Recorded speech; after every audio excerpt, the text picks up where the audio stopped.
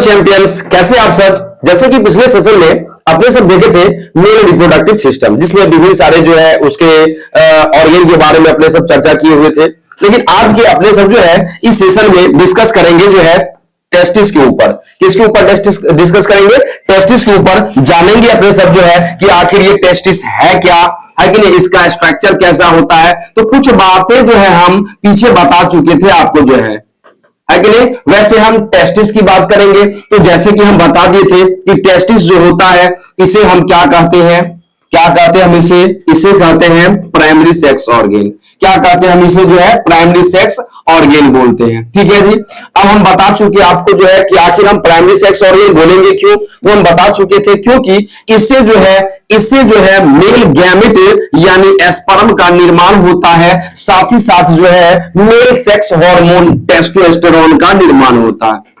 Testosterone का निर्माण होता है, इसीलिए हम इसे क्या कहते हैं? प्राइमरी सेक्स ऑर्गन कहते हैं। ठीक है। इसके बाद अगर हम देखें टेस्टिस के बारे में कुछ बातें जानने की कोशिश करें तो टेस्टिस का जो कहने का मतलब शेप जो होता है वो शेप होता है ओवल, यानी अंडा के आकार का होता है। इसके बाद हम बात करेंगे वेट जो होता है ये होता है 20 से 25 ग्राम। ठीक है। इसके बाद हम बात करें लोकेशन, यह कहां पाया जाता है? इसका लोकेशन होता है एस्क्रोटल सैक, एस्क्रोटल सैक होता है। इसके बाद अगर हम चर्चा करें जो है इसका कलर कैसा होता है, तो कलर की बात करेंगे तो यह गुलाबी कलर का होता है। कैसा होता है? गुलाबी कलर का होता है। कोई दिक्कत समझने में नहीं ना। इसके बाद अगर अपने सब बातें करें टेस्टिस के ऊपर जो है तो टेस्टिस का जो लेंथ जो होता है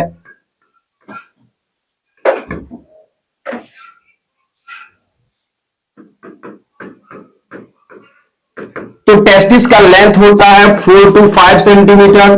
इसके बाद हम बात करें इसका जो थिकनेस होता है, टेस्टिस का थिकनेस जो होता है वो होता है 2 to 2.5 सेंटीमीटर। ठीक है। कोई दिक्कत समझने में? तो देखिए जो है अपने सब क्या देखें कि टेस्टिस जो होता है, टेस्टिस को हम क्या बोलते हैं? टेस्टिस को प्राइमरी सेक्स ऑर्गन बोलते हैं। आखिर क्यों बोलते हैं? क्योंकि इससे स्पर्म और टेस्टोस्टेरोन हार्मोन का निर्माण होता है। शेप इसका ओवल होता है, वेट होता है 20 से 25 ग्राम। लोकेशन कहां होता है? एस्क्रोटल सेक हो गया। कलर की बात करेंगे तो यह जो है पिंक कलर का होता है। ठीक है। इसके बाद बात करें तो इसका लेंथ जो होता है 4 to 5 सेंटीमीटर और थिकनेस कितना होता है? 2 to 2.5 सेंटीमीटर। कोई दिक्कत समझने में नहीं ना। अब अपने सब चर्चा करेंगे इसके जो है स्ट्रक्चर के ऊपर कि आखिर इसका जो है स्ट्रक्चर कैसा होता है। तो टेस्टिस का जब अपने सब एलएस लेंगे, एलएस लॉन्गिट्यूडनल, एलएस का मतलब लॉन्गिट्यूडनल सेक्शन, तो जब हम इसका एलएस लेते हैं तो यह टेस्टिस हमें कुछ इस तरीके से दिखाई देता है, जो कि इसके चारों बगल से देखेंगे तो दो प्रकार के लेयर मौजूद होता है। सबसे बाहर की बात करेंगे तो सबसे आउटर मोस्ट जो लेयर होता है उसे हम बोलते हैं टुनिका वेजाइनलिस, टुनिका वेजाइनलिस। और इसके अंदर का जो लेयर जो होता है उसे हम बोलते हैं टुनिका एल्बुजिनिया। क्या बोलते हैं? टुनिका एल्बुजिनिया बोलते हैं। ये जो टुनिका एल्बुजिनिया जो कि अंदर का जो लेयर जो होता है वो कनेक्टिव टिश्यू में धंस जाता है और धंस करके यह लोब का निर्माण करता है। किसका निर्माण करता है? लोब का। अगर हम इसके लोब की बात करेंगे तो यह लोब जो है यानी कि ये छोटे छोटे कह सकते हैं कि यह कंपार्टमेंट में बदल जाता है। किसमें बदल जाता है? कंपार्टमेंट में बदल जाता है, जिसे हम बोलते हैं टेस्टिक्युलर लोब्यूल। क्या बोलते हैं? टेस्टिक्युलर लोब्यूल बोलते हैं। ठीक है। ये जो है कहने का मतलब इनर का जो लेयर जो रहता है यही कन्वर्ट हो जाता है टुनिका एल्बुजिनिया में। और ये जो कंपार्टमेंट जो बना, इस कंपार्टमेंट को हम क्या बोलते हैं? इस कंपार्टमेंट को बोलते हैं टेस्टिक्युलर लोब्यूल।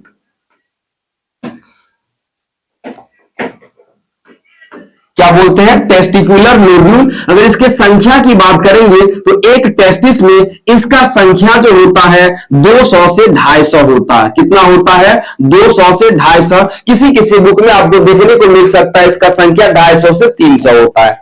ठीक है, अब अगर हम आगे बढ़ें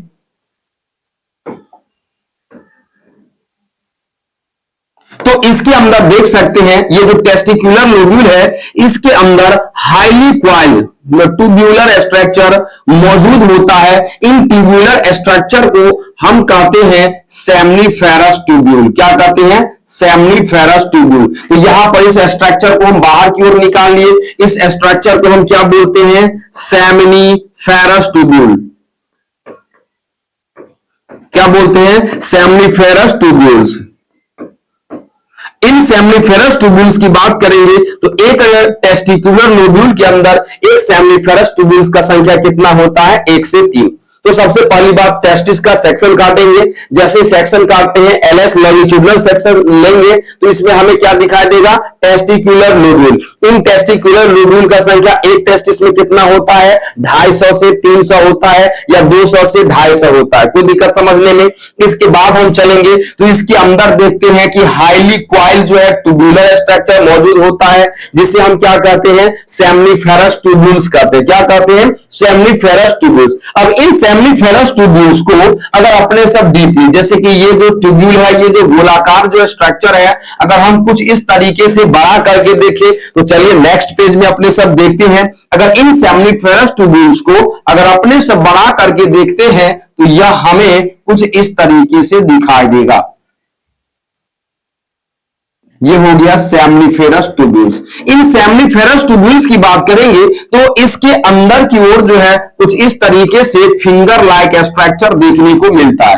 या कह सकते हैं कि इन सेमनीफेरस ट्यूब्यूल्स के अंदर 2 प्रकार के सेल देखने को मिलता है, जिसमें ये जो अभी हम येलो कलर से जो स्ट्रक्चर जो दिखाए हैं, इस स्ट्रक्चर को हम कहते हैं सर्टोली सेल।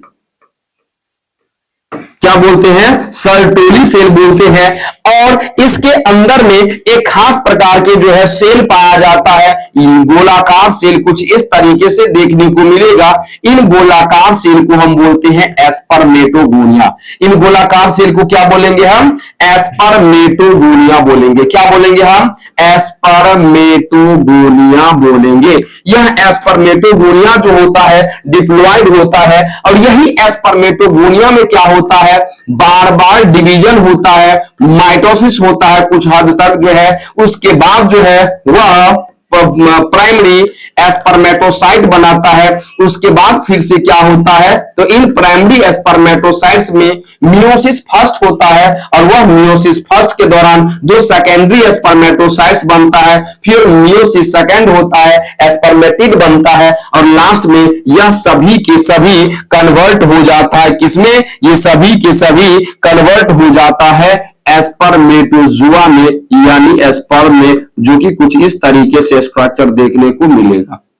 कोई दिक्कत समझने में। तो इस तरीके से जो स्ट्रक्चर जो हमें देखने को मिल रहा है, इन स्ट्रक्चर को हम क्या बोलते हैं, एस्पर्मेटोजुआ बोलेंगे। ठीक है, या फिर इसी को हम क्या बोलेंगे, एस्पर्म बोलेंगे। क्या बोलेंगे हम, एस्पर्म। और ये जो है इसे हम क्या बोलेंगे, एस्पर्मेटोगोनिया। तो ये कुछ इसी तरीके से चारों बगल जो है प्रेजेंट होता है। तो सबसे पहली बात आपको याद रखना है कि सेमनीफेरस ट्यूब्यूल्स के अंदर जो है 2 प्रकार के सेल मौजूद होते हैं, जिसमें एक सेल को क्या बोलेंगे हम, सर्टोली सेल, और दूसरा सेल को क्या बोलेंगे, एस्पर्मेटोगोनिया। अब आपको याद रखना है सर्टोली सेल का जो फंक्शन जो होता है, इसका फंक्शन होता है नरिशमेंट प्रोवाइड कराना, है कि नहीं, प्रोवाइड नरिशमेंट।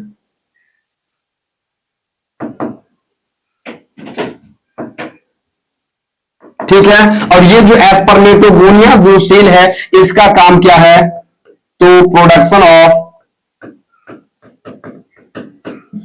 Of gametes. इसका काम है गैमेट्स का निर्माण करना, जो कि लास्ट में एस्पर्मेटोजुआ का क्या करता है, निर्माण करता है। ठीक है, अब आपको इंपोर्टेंट बातें जो आपको याद रखना है वो क्या याद रखना है, ये जो सेमनीफेरस ट्यूब्यूल्स जो है, इन सेमनीफेरस ट्यूब्यूल्स के बाहर, सेमनीफेरस ट्यूब्यूल्स के बाहर जो है कुछ खास प्रकार के सेल का ग्रुप रहता है, कुछ इस तरीके से मौजूद रहता है।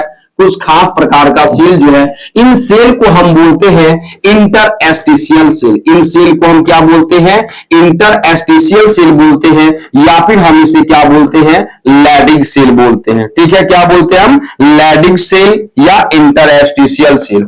ठीक है, तो कभी कभार आपको पूछ दिया जाता है कि लैडिंग सेल या फिर इंटरस्टिशियल सेल कहां मौजूद होता है, तो सेमिनिफेरस ट्यूब्यूल्स के बाहर। तो हम इसे क्या कर रहे हैं? Interstitial cell.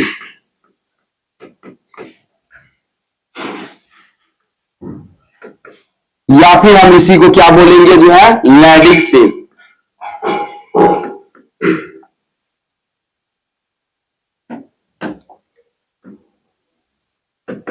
लैडिक्स सेल बोलेंगे। अब इसका कहिएगा सर काम क्या होता है? तो इसका काम है मेल सेक्स हार्मोन का निर्माण करना।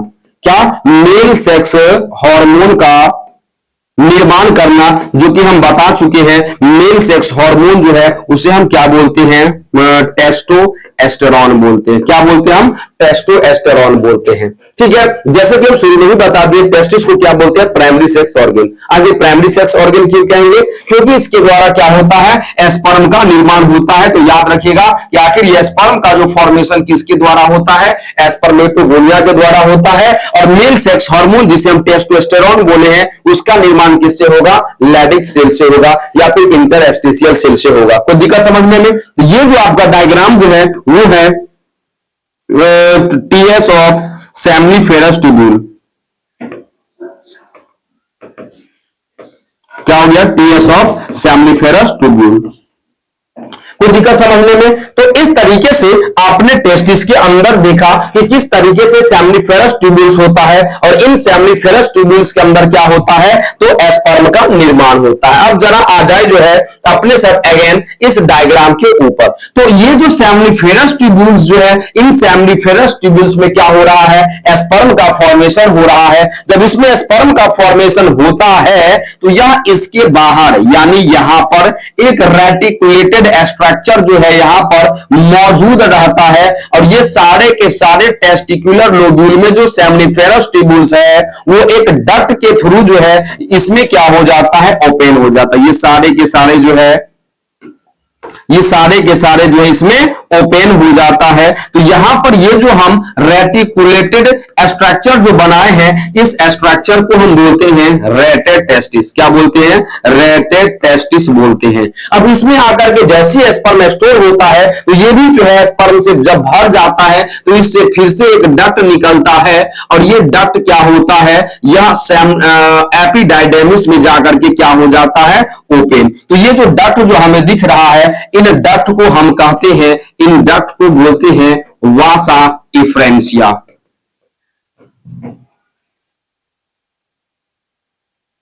क्या बोलते हैं? वासा इफ्रेंसिया। कोई दिक्कत समझने में? तो इस तरीके से स्पर्म जो है कहां बना? जो है सेमिनिफेरस ट्यूब्यूल्स के अंदर। सेमिनिफेरस ट्यूब्यूल्स से स्पर्म कहां आ गया? टेस्टिकुलर लोब्यूल में, और टेस्टिकुलर लोब्यूल से स्पर्म आ जाता है एपिडाइडेमिस में, और इन एपिडाइडेमिस में जो आता है किसके थ्रू? तो वासा इफ्रेंसिया के थ्रू। किसके थ्रू आता है? वासा इफ्रेंसिया के थ्रू। कोई दिक्कत समझने में? नहीं ना? तो कुछ इस तरीके से अपने सब जो है टेस्टिस के बारे में समझे हैं। टेस्टिस से अब इससे बाहर आपको कोई क्वेश्चन आने वाला नहीं है, तो इसको अच्छे से अपना जो है तैयार करिए जो है। और नेक्स्ट क्लास में अपने सब देखेंगे फीमेल एक्सटर्नल जेनेटिलिया, जिसे हम क्या कहते हैं? पेनिस कहते हैं। तो उसके ऊपर अपने सब जो है लेक्चर देखेंगे। ठीक है, थैंक यू।